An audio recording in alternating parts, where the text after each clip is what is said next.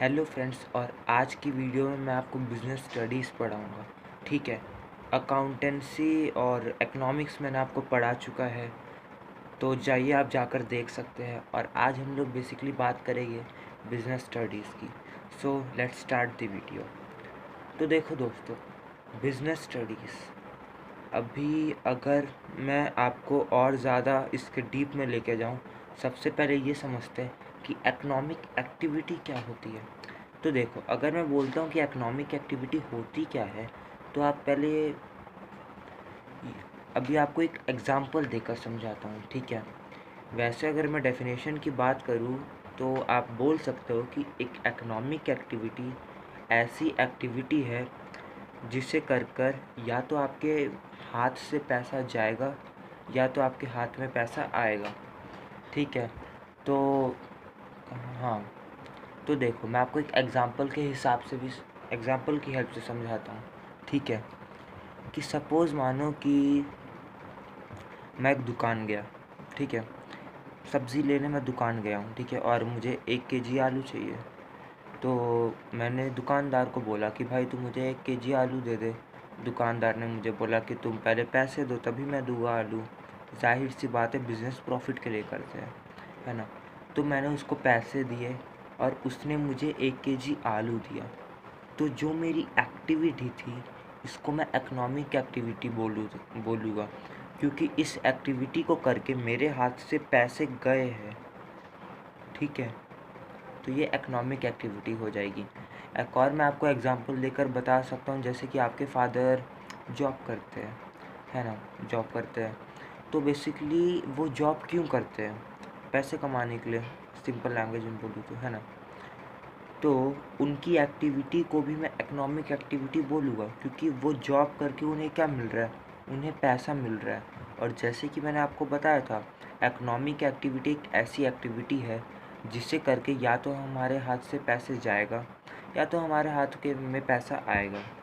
ठीक है दोस्तों। तो आई होप कि आपको अभी इकोनॉमिक एक्टिविटी समझ आ गई होगी। तो देखो दोस्तों, बिज़नेस के हिसाब से या बिज़नेस स्टडीज़ के हिसाब से 3 सबसे ज़्यादा इम्पॉर्टेंट इकोनॉमिक एक्टिविटी होगी। पहला बिज़नेस, बिज़नेस स्टडीज़ है तो बिज़नेस तो होगा ही, एक सबसे इम्पॉर्टेंट इकोनॉमिक एक्टिविटी। दूसरा प्रोफेशन, और तीसरा आपका हो जाएगा एम्प्लॉयमेंट। ठीक है। तो देखो, बात करते हैं बिज़नेस की। तो बिज़नेस है क्या? बिज़नेस एक ऐसी इकोनॉमिक एक्टिविटी है जिसमें आप गुड्स को बनाते हो या फिर आप गुड्स को बेचते हो। ठीक है। बिज़नेस में यही होता है ना। आप कहीं भी अपने कोई भी दुकान में चले जाइए, या तो वो गुड्स को बनाएगी या तो वो बेचेगी, गुड्स और सर्विस को। ठीक है। सर्विस लिखोगे तो अच्छे खासे मार्क्स मिलेंगे, नहीं तो अगर आप बस गुड्स लिख कर आ जाओगे एग्ज़ाम में तो फिर आपका 0.5 मार्क्स कट सकता है। ठीक है। सो सर्विस लिख के आ जाना। तो ये था बिज़नेस के बारे में। तो चलो, अब चलते हैं हम लोग बिज़नेस, प्रोफेशन और एम्प्लॉयमेंट को, तीनों को एक साथ डिफरेंशिएट करते हैं। तो देखो, अगर मैं इन तीनों को मोड ऑफ स्टैब्लिशमेंट के बेसिस में क्लासिफाई करूँ, यानी कि मोड ऑफ स्टैब्लिशमेंट का मतलब होता है कि हम लोग कैसे कर सकते हैं। ठीक है। जैसे कि अगर मैं बात करता हूँ बिज़नेस की, तो मैं बिज़नेस मतलब कब चालू होगा, कैसे चालू होगा? बिज़नेस तभी, मतलब आसान भाषा में बोलूँ ना, बिज़नेस कोई भी इंसान के डिसीजन में डिपेंड करता है। अगर उस इंसान का मन है कि आज वो बिज़नेस करेगा तो वो स्टार्ट कर सकता है बिज़नेस, चाहे वो स्केल बेचे या चाहे वो फ़ोन बेचे, बिज़नेस कर सकता है। ठीक है दोस्तों। बिज़नेस आसान भाषा में बोलूँ ना, बिज़नेस बस एक कोई भी इंडिविजुअल के डिसीजन में डिपेंड होता है। अगर उसको स्टार्ट करना है बिज़नेस तो वो कर सकता है। लेकिन अगर मैं बात करता हूँ प्रोफेशन की, तो प्रोफेशन कोई भी नहीं कर सकता आसानी से। ठीक है। कोई भी ये नहीं कि उठ कर आ गया और बोलेगा कि हाँ मुझे प्रोफेशन करना है, ऐसा नहीं है। प्रोफेशन के लिए आपको सबसे पहले मेंबरशिप पाना होगा कोई भी एक लीगल अथॉरिटीज़ का। ठीक है। और साथ ही साथ में आपको एक सर्टिफिकेट पाना होगा उस चीज़ को प्रैक्टिस करने के लिए। तो आपको बिज़नेस तो समझ आ गया होगा लेकिन प्रोफेशन समझ नहीं आया होगा, ठीक है, इतना मुझे पता है। तो देखो मैं आपको यही सबसे पहले बताता हूँ कि प्रोफेशन होता क्या है। तो देखो दोस्तों, प्रोफेशन का मतलब जो आप बनना चाहते हो उसको प्रोफेशन बोलेंगे। आर्मी प्रोफेशन है, ठीक है, और डॉक्टर प्रोफेशन है, और टीचर एक प्रोफेशन हो गया साथ आपका, और हर चीज़ प्रोफेशन है। टीचर प्रोफेशन हो जाएगा आपका, और चार्टर्ड अकाउंटेंट हो जाएगा आपका, इंजीनियर हो जाएगा, सिविल इंजीनियर हो जाएगा, मैकेनिकल इंजीनियर हो जाएगा, हैकर हो जाएगा, पॉलिटिशियन भी हो जाएगा। तो ये सारी चीज़ें मतलब प्रोफेशन है, ठीक है। आसान भाषा में बोलूँ तो प्रोफेशन में वो सारी चीज़ें आती है जो आप लोग बनना चाहते हो, ठीक है दोस्तों। तो देखो, सपोज अगर किसी इंसान को डॉक्टर बनना है तो वो ऐसे थोड़ी न कि अचानक से डॉक्टर बन जाएगा एक दिन में, है ना, कि हाँ यार मैं डॉक्टर हूँ, आजा मैं तेरा ही ऑपरेशन करता हूँ। ऐसे थोड़ी कोई डॉक्टर बनता है। डॉक्टर के लिए तुम्हें मेंबरशिप चाहिए होती है उस पर्टिकुलर अथॉरिटी की, है ना। जैसे कि नीट नीट क्या है, वो एक अथॉरिटी मैं बोल सकता हूँ। देखो मतलब कोई भी एक लीगल, आसान भाषा में बोलूँ तो डॉक्टर के लिए भी एक लीगल अथॉरिटी होती है ना, और उस अथॉरिटी को मेंबरशिप पाने के लिए आपको एग्ज़ाम देना होता है जिसको हम बोलते हैं नीट, ठीक है। और अगर आप जब उस एग्ज़ाम को क्रैक करते हो तभी आप मेंबरशिप पाते हो, ठीक है। उसके बाद अगर आप नीट एग्ज़ाम क्लियर करते हैं तो भी फिर आप उसके बाद आप प्रैक्टिकली पढ़ते हो, ठीक है, मेढक को काटते हो, ऑपरेशन करते हो, ठीक है। उसके बाद जब आप एकदम प्रोफेशनल हो जाते हो तभी आपको सर्टिफिकेट मिलता है कि हाँ भाई अब तू ऑपरेशन ये सारी चीज़ें कर सकता है, ठीक है। तो यही है प्रोफेशन की, प्रोफेशन में आपको मेंबरशिप लगेगी और साथ ही साथ में सर्टिफिकेट लगेगा उस चीज़ को प्रैक्टिस करने के लिए। और एक एग्जांपल देता हूँ एनडीए का, ठीक है। एनडीए जिनको नहीं पता वो आर्मी ऑफिसर का है, ठीक है। तो ये देखो, सपोज़ अगर किसी को आर्मी में जाना है, ठीक है, तो अब वो ऐसे ही उठकर थोड़ी चला जाएगा कि हाँ यार मैं जवान बन गया आज से, मतलब आर्मी का, ठीक है। तो उसको भी एक मेंबरशिप चाहिए होगी कोई भी एक लीगल अथॉरिटी का, और उस लीगल अथॉरिटी की मेंबरशिप को पाने के लिए वो एग्ज़ाम देगा जिसको हम बोलते हैं एनडीए। और अगर वो उस एग्ज़ाम को पास कर लेता है तो फिर वो मेंबर बन जाएगा उस लीगल अथॉरिटी का। लेकिन इसका मतलब ये नहीं है कि उसको पहले दिन गोली मिली और वो सरहद में जाके आतंकी को मार के आ जाए, नहीं। उसको सबसे पहले वो उसकी ट्रेनिंग होगी, उसके बाद जब वो एकदम अच्छा खासा उसको यूज़ करने आ जाएगा वेपन्स, तब उसको एक सर्टिफिकेट मिलेगा उस चीज़ को प्रैक्टिस करने के लिए कि हाँ यार अब ये गोली चला सकता है। इसका भी एक सर्टिफिकेट होता है दोस्तों, अगर आपको नहीं पता तो मैं बता रहा हूँ, ठीक है। तो ये था प्रोफेशन, कि कोई भी प्रोफेशन को अचीव करने के लिए आपको मेंबरशिप चाहिए होगा उस पर्टिकुलर लीगल अथॉरिटी की या फिर बॉडी की, और साथ ही साथ में आपको उस चीज़ को प्रैक्टिस करने के लिए सर्टिफिकेट चाहिए होगा, ठीक है दोस्तों। बात करते हैं अब हम लोग एम्प्लॉयमेंट की। तो अगर मैं अभी एम्प्लॉयमेंट की बात करता हूँ तो ये देखो, एम्प्लॉयमेंट, अगर किसी बंदे को एम्प्लॉयमेंट बनना है ना, मतलब एम्प्लॉय बनना है, एम्प्लॉयड बनना है, तो बस उसको सर्विस एग्रीमेंट चाहिए होगी कि हाँ अब मैं नौकरी कर सकता हूँ। जैसे कि बड़े बड़े बिजनेस वाले ना मज़दूर लेते हैं, मज़दूर, ठीक है, बिजनेस के लिए मज़दूर चाहिए होते हैं, तो अब वो मज़दूर में वो किसी को भी उठा लेते हैं, ठीक है। तो ठीक है, सपोज़ अगर कोई मज़दूर है, ठीक है, और उसको जॉब पाना है, कोई भी एक इंसान है उसको जॉब पाना है, तो वो कोई भी एक इंडस्ट्री में जाएगा और इंडस्ट्री के मालिक से बोलेगा कि हाँ यार मुझे जॉब दे दो अपनी कंपनी में, ठीक है। फिर उन दोनों के बीच में एग्रीमेंट होता है कि हाँ मैं तुझे महीने में इतना इतना पगार दूंगा, ठीक है। तो ये सारी चीज़ें होती है, ठीक है। और लास्ट में अगर वो बंदा करने को तैयार है तो फिर उसको मिल जाता है सर्विस एग्रीमेंट, ठीक है। तो ये सारी चीज़ें होती है। आसान भाषा में बोल तो बिज़नेस करने के लिए सर्विस एग्रीमेंट चाहिए होता है, यानी बॉस की हाँ होनी चाहिए। अगर तुम जॉब ढूंढने गए हो इंडस्ट्री में, तो अगर उसने हाँ बोल दिया तब तुम्हें सर्विस मिल गई, ठीक है, तब तुम नौकरी में आ गए। ये है एम्प्लॉयमेंट का। तो ठीक है दोस्तों, तो एक बात हमेशा याद रखना, हर प्रोफेशन के लोग एम्प्लॉयमेंट में आते हैं, लेकिन हर एम्प्लॉयमेंट के लोग प्रोफेशन में नहीं आते। ठीक है, मज़दूर कोई प्रोफेशन नहीं है, कोई भी नहीं चाहेगा कि वो मज़दूर बने। ठीक है, ये सारी चीज़ें आती हैं। अब हम बिजनेस, प्रोफेशन और एम्प्लॉयमेंट को नेचर ऑफ वर्क के हिसाब से क्लासिफाई करते हैं कि बेसिकली नेचर ऑफ वर्क का मतलब क्या है कि इसमें काम क्या होता है। जैसे कि अगर मैं बिज़नेस की बात करूँ तो बिज़नेस में क्या होता है, बिज़नेस में या तो आप गुड्स को प्रोड्यूस करते हो या तो आप बेचते हो। किसको? सोसाइटी को, लोगों को बेचते हो। ठीक है, सोसाइटी मतलब लोग। ठीक है, इसमें अभी आप अपने घर की सोसाइटी मत लेकर चलना, सोसाइटी मतलब लोग। ठीक है, को इंसान, पीपल। ठीक है दोस्तों, ये था बिजनेस में। लेकिन अगर मैं बात करता हूँ प्रोफेशन की, तो प्रोफेशन में आपको सर्विस मिलती है, लेकिन वो प्रोफेशनल से मिलती है। डॉक्टर कोई नूबड़ा नहीं है, वो भाई प्रोफेशनल है, बंदा प्रैक्टिस कर रहा है, वो 3-4 साल से मेहनत किया तब जाके बना डॉक्टर, तो वो प्रोफेशनल है। ठीक है, तो आसान भाषा में बोलूँ तो फिर आपको उस टाइम पर सर्विस मिलती है प्रोफेशनल से, इन प्रोफेशन। और अगर मैं बात करता हूँ एम्प्लॉयमेंट की, कि एम्प्लॉयमेंट वाले लोग काम क्या करते हैं, तो उनका काम उनके बॉस में डिपेंड होता है। बॉस अगर आज बोल रहा है कि तुम मशीन में काम, मतलब मशीन चलाने का काम करो, तो वो मशीन चलाने का काम करेगा।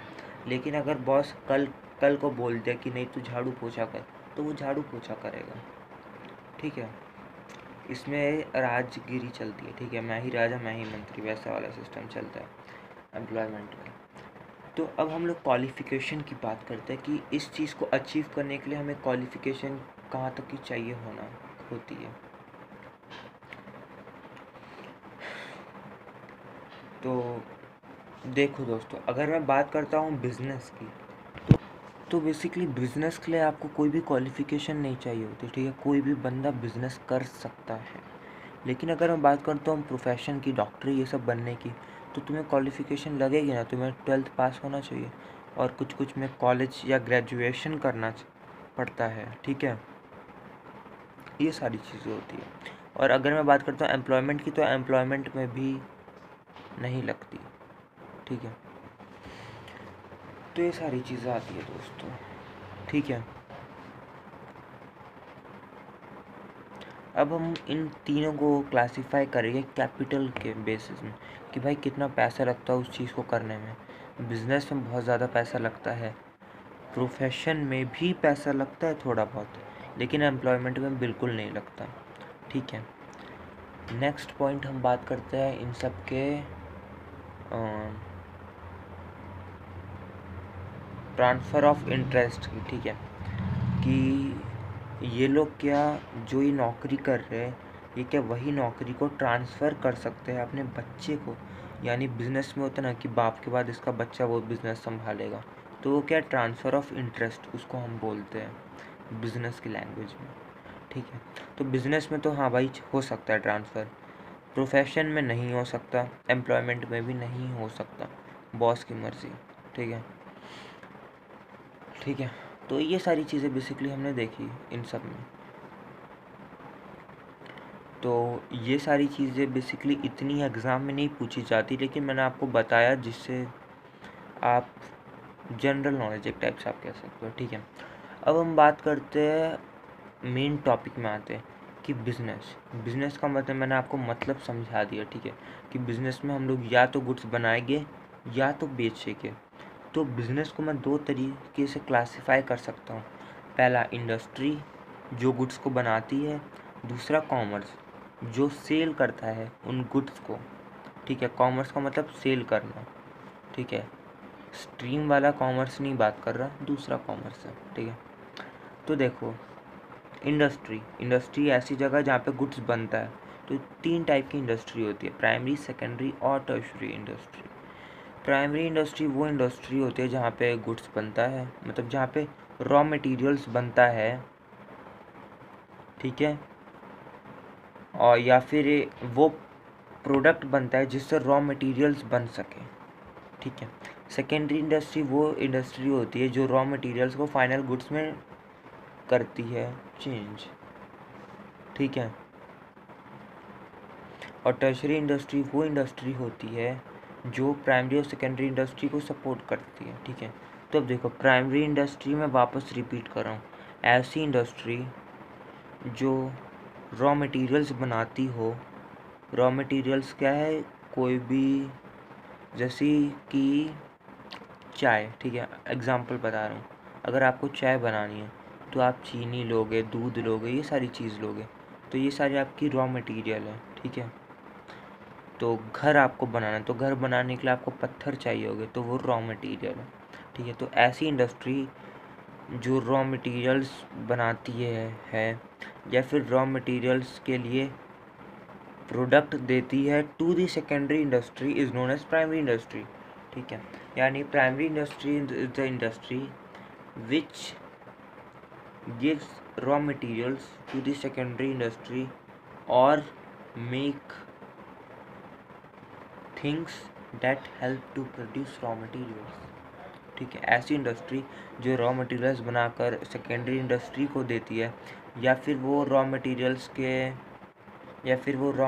को बनाने के लिए सामान देती है, ठीक है। वैसी इंडस्ट्री को हम बोलते हैं सीधा प्राइमरी इंडस्ट्री। तो प्राइमरी इंडस्ट्री दो टाइप की होती है, एक एक्सट्रैक्टिव और जेनेटिक। जैसे कि मैं आपको बोलूँ कि पत्थर, ठीक है, घर बनाने के लिए पत्थर चाहिए, पत्थर रॉ मटेरियल है। अब मैंने क्या बोला, प्राइमरी इंडस्ट्री की डेफिनेशन, ऐसी इंडस्ट्री जो रॉ मटेरियल्स या फिर रॉ मटेरियल्स को बनाने की चीज़ सेकेंडरी इंडस्ट्री को देती है, वो प्राइमरी इंडस्ट्री है। तो एक्सट्रैक्टिव में क्या आएगा, जो डायरेक्ट अर्थ से एक्सट्रैक्ट करके देते हो, ठीक है। जैसे कि मिट्टी दिया सेकेंडरी इंडस्ट्री को ताकि पत्थर बन सके, ठीक है। दूसरा आता है जेनेटिक में आपका कॉटन आ जाएगा, हनी आ जाएगा, ये सारी चीज़ें, ठीक है दोस्तों। तो हनी, अभी कुछ लोग सोच रहे होंगे कि हनी कहाँ जाता है सेकेंडरी इंडस्ट्री में, लेकिन आपको सच बोलूँ ना, जो भी आप हनी खाते हो वो प्योरेस्ट फॉर्म में कभी भी नहीं होता, ठीक है। क्योंकि यार हनी की जो अमाउंट होती है ना वो बहुत कम होती है। खुद ही सोचो यार, लोग डब्बे में बेचते हैं हनी को, लेकिन जो हनी का अमाउंट होता है ना कोई भी छत्ते में, वो बहुत कम होता है। तो इसमें मिलावट होती ही होती है, ठीक है। साथ ही साथ कॉटन आपको कभी भी नॉर्मल कॉटन नहीं मिलेगा। आपको या तो उस कॉटन का कुछ बैंडेज टाइप बनाकर मिलेगा या फिर कॉटन का कपड़ा मिलेगा, ठीक है। तो ये था जेनेटिक और एक्सट्रैक्टिव इंडस्ट्री के बारे में हमने बात किया। सेकेंडरी इंडस्ट्री में अब आते हैं। सेकेंडरी इंडस्ट्री वो इंडस्ट्री होती है जो कि रॉ मटेरियल्स को फाइनल गुड्स में ट्रांसफ़र करती है, ठीक है। फाइनल गुड्स क्या है, फाइनल गुड्स वो गुड्स है जो कि डायरेक्टली कंज्यूमर कंज्यूम कर सकते हैं, ठीक है दोस्तों। तो अब सेकेंडरी इंडस्ट्री में दो पार्ट आता है, एक कंस्ट्रक्शन और दूसरा आता है मैन्युफैक्चरिंग। कंस्ट्रक्शन यानी बिल्डिंग बनाना, ठीक है, वो सारी इंडस्ट्री जो बिल्डिंग्स बनाती हो, ठीक है, पत्थर से। कंस्ट्रक्शन, ठीक है, यानी कुछ कंस्ट्रक्ट करती। अब इस इंडस्ट्री में ठीक है, अब इंडस्ट्री में आप कंपनी भी कभी कभार आती है, ठीक है। तो ये आ जाएगा, ठीक है दोस्तों। अब हम बात करते हैं मैन्युफैक्चरिंग इंडस्ट्री की। मैन्युफैक्चरिंग इंडस्ट्री वो इंडस्ट्री होती है जो कि रॉ मटेरियल्स को एकदम ट्रांसफॉर्म कर देती है उसकी मोर वैल्यूएबल प्रोडक्ट में, ठीक है। जैसे कि अगर मेरे पास सपोज़ मिट्टी है, अभी देखो मिट्टी की कोई अहमियत नहीं है सोसाइटी में, ठीक है, लेकिन अगर मैं वही मिट्टी से एक मटका बनाकर बेचूँगा तब उसकी अहमियत हो जाएगी। तो मैंने क्या किया, मिट्टी को उसके मोर वैल्यूएबल प्रोडक्ट में ट्रांसफॉर्म किया। मोर वैल्यूएबल प्रोडक्ट यानी उससे भी ज़्यादा वैल्यू रखने वाला चीज़, ठीक है। मिट्टी की कोई वैल्यू नहीं है लेकिन मटके की वैल्यू है, ठीक है, क्योंकि मटके का पानी फ़ायदा होता है। तो ये सारी चीज़ें, मैन्युफैक्चरिंग इंडस्ट्री आपको डेफिनेशन समझ आ ही गया होगा। तो अब मैन्युफैक्चरिंग इंडस्ट्री भी चार टाइप की हो जाएगी। पहला प्रोसेसिंग, दूसरा असेंबलिंग, तीसरा एनालाइजिंग एनालिटिकल रुको रे एनालाइजिंग इंडस्ट्री, और चौथा हो जाएगा सिंथेटिक इंडस्ट्री। पहले की बात करते हैं प्रोसेसिंग इंडस्ट्री। प्रोसेसिंग इंडस्ट्री ऐसी इंडस्ट्री होती है जो रॉ मटेरियल्स को प्रोसेस करके एक नई चीज़ बनाती है। जैसे कि एग्जांपल देता हूँ आपको कि पेड़ों के जो ब्रांचेस होते हैं ना, उसको प्रोसेस करके पेपर बनते हैं, ठीक है, पेपर जिसमें आप लिखते हो, तो ये प्रोसेसिंग इंडस्ट्री का काम होता है। दूसरा असेंबलिंग इंडस्ट्री। असेंबलिंग इंडस्ट्री वो इंडस्ट्री होती है जो चीज़ों को असेंबल करके कोई एक नया प्रोडक्ट बनाती है, जैसे कि गाड़ी के टायर, ये सारी चीज़ें क्या, ये सारी चीज़ें प्रोसेसिंग इंडस्ट्री बनाती है। लेकिन एनालिटिकल असेंबलिंग इंडस्ट्री क्या करती है, टायर, इंजन, ये सारी चीज़ों को कंबाइन करके एक पर्टिकुलर कार बनाती है। तो वैसी टाइप की इंडस्ट्री को हम बोलते हैं असेंबलिंग इंडस्ट्री। अब हम बात करते हैं आपकी एनालाइजिंग इंडस्ट्री की। एनालाइजिंग इंडस्ट्री वैसी इंडस्ट्री होती है जो कि एक पर्टिकुलर रॉ मटेरियल को एनालाइज करके बहुत सारे फाइनल गुड्स बनाती है। जैसे कि अगर आपको पता होगा कच्चा तेल से आपका नेचुरल गैस बनता है, आपका डीजल बनता है, आपका पेट्रोल बनता है, ठीक है। तो ये तो इंडस्ट्री क्या कर रही है, एक चीज़ से बहुत सारी चीज़ें बना रही है, तो उस टाइप की इंडस्ट्री को हम बोलेंगे एनालाइजिंग इंडस्ट्री। नेक्स्ट बात करते हैं सिंथेटिक इंडस्ट्री की। सिंथेटिक इंडस्ट्री वो टाइप की इंडस्ट्री होती है जो कि, ये देखो, सिंथेटिक इंडस्ट्री आपको एग्जांपल से बता रहा हूँ। सपोज़ आप ले लो पेंट का एग्जांपल, ठीक है। तो पेंट क्या है, वो बहुत सारी केमिकल से बनता है पेंट, दीवार वाला पेंट, ठीक है। तो हाँ, तो अभी जब पेंट बन गया तो आप क्या उस पेंट में से रॉ मटेरियल वापस निकाल सकते हो, यानी कि केमिकल्स जिनसे पेंट बना है, आप वो केमिकल को वापस नहीं निकाल सकते, ठीक है। तो आसान भाषा में बोलूँ तो सिंथेटिक इंडस्ट्री वैसी टाइप की इंडस्ट्री होती है जो कि बहुत सारी चीज़ों को मिलाकर एक चीज़ बनाती है। जैसे कि मैंने आपको पेंट का एग्जांपल दिया, उसमें बहुत सारी केमिकल्स मिले होते हैं। साथ ही साथ मैं आपको दूसरा एग्जांपल देता हूँ सीमेंट का। सीमेंट में भी बहुत सारे मिट्टी प्लस केमिकल्स मिलकर सीमेंट बनता है, ठीक है। तो ये सारी चीज़ें होती है। तो ये सारी चीज़ें हमने अभी देखा। अब हम बात करते हैं टर्शरी इंडस्ट्री की। टर्शरी इंडस्ट्री वो इंडस्ट्री होती है जो कि प्राइमरी और सेकेंडरी को सपोर्ट करती है, जैसे कि बैंक हो गया, इंश्योरेंस हो गया, ट्रांसपोर्टेशन हो गया, वेयर हाउसेस हो गए, आपका एडवर्टाइजमेंट हो गया, ये सारी चीज़ें इसको सपोर्ट करती है, ठीक है। आसान शब्दों में बोलूँ, जो चीज़ प्राइमरी और सेकेंडरी इंडस्ट्री को सपोर्ट करेगा वो टर्शरी इंडस्ट्री में आएगा, ठीक है दोस्तों। तो अब हम बात करते हैं अपना कॉमर्स की, ठीक है। कॉमर्स है क्या, इसकी हम बात करते हैं। तो देखो, कॉमर्स का एम क्या है, बेचना, चीज़ों को बेचना, उसको हम कॉमर्स कहते हैं। तो कॉमर्स में दो चीज़ आती है, ट्रेड और ऑक्सिलियरीज। ट्रेड का मतलब चीज़ों को खरीद कर बेचना, उसको हम ट्रेड बोलते हैं। अब ट्रेड ना दो टाइप के होते हैं, ठीक है, एक इंटरनल, एक एक्सटर्नल। इंटरनल ट्रेड वो ट्रेड होता है जो आप कंट्री के अंदर करते हो। एक्सटर्नल ट्रेड वो ट्रेड होता है जो आप कंट्री के बाहर तक करते हो। जैसे कि अभी आपके घर के आसपास जो भी दुकानें होगी वो इंटरनल ट्रेड कर रही है, देश के अंदर कर रही है। एक्सटर्नल ट्रेड यानी इंडिया से यूएसए को सामान पहुंचाना, एक्सटर्नल ट्रेड, ठीक है, उसको एक्सटर्नल ट्रेड कहते हैं। ट्रेड का मतलब होता ही है बेचना, सामान को, लेन देन आसान भाषा में बोली, बेचना या फिर लेना और लेना, उसको हम ट्रेड बोलते हैं, ठीक है दोस्तों। तो ट्रेड दो टाइप के होते हैं, इंटरनल एक्सटर्नल, मैंने आपको बता दिया है। अब इंटरनल में भी दो टाइप के होंगे। पहला आपका हो जाएगा हाँ, पहला आपका हो जाएगा होलसेलर और दूसरा होगा आपका रिटेलर।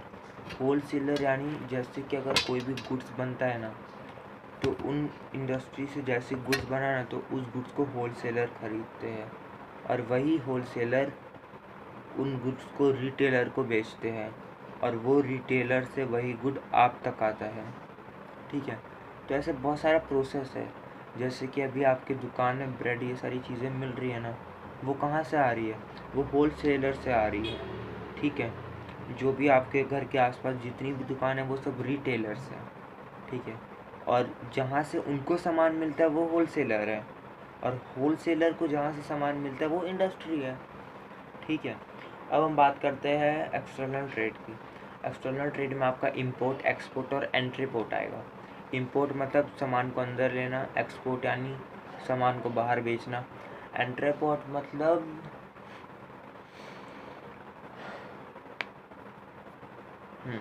एंट्रीपोर्ट यानी एक देश से सामान लेना और वही सामान दूसरे देश को बेचना, उसको हम बोलते हैं एंट्रीपोर्ट। ठीक है, सपोज एग्जांपल देकर समझाता हूँ कि मैं एक इंसान हूँ, मतलब इंसान ही हूँ, ये नॉर्मल बात है। तो ये देखो, मैं क्या किया, मैंने चाइना का एग्जांपल नहीं लेते, अमेरिका का लेते हैं। मैंने अमेरिका से बहुत सारे क्या मंगाऊँ यार, अमेरिका से क्या मंगाऊँ। अमेरिका से मैंने बहुत सारे फ़ोन मशीन्स मंगाए, आसान भाषा में। वो डेवलप्ड है ना, इसलिए मैं मशीन कह रहा हूँ। ठीक है, एग्जांपल समझो, मैंने अमेरिका से बहुत सारे मशीन्स खरीदे और उन्हीं मशीन्स को मैं अपने देश भारत में बेच रहा हूँ। ठीक है, तो मैं क्या कर रहा हूँ, भारत नहीं मतलब दूसरे देश को बेच रहा हूँ। मतलब अमेरिका से भारत में मंगाया और भारत से मैं दूसरे देश को बेच रहा हूँ चाइना को। ठीक है, वही सामान। तो मैं क्या कर रहा हूँ, मैं एंट्रीपोर्ट कर रहा हूँ, एक देश से खरीद कर दूसरे देश को सामान बेच रहा हूँ। तो ये होता है एंट्रीपोर्ट। ठीक है दोस्तों, तो ये सारी चीज़ें थी जो आपको समझना इम्पोर्टेंट था। अब हम बात करते हैं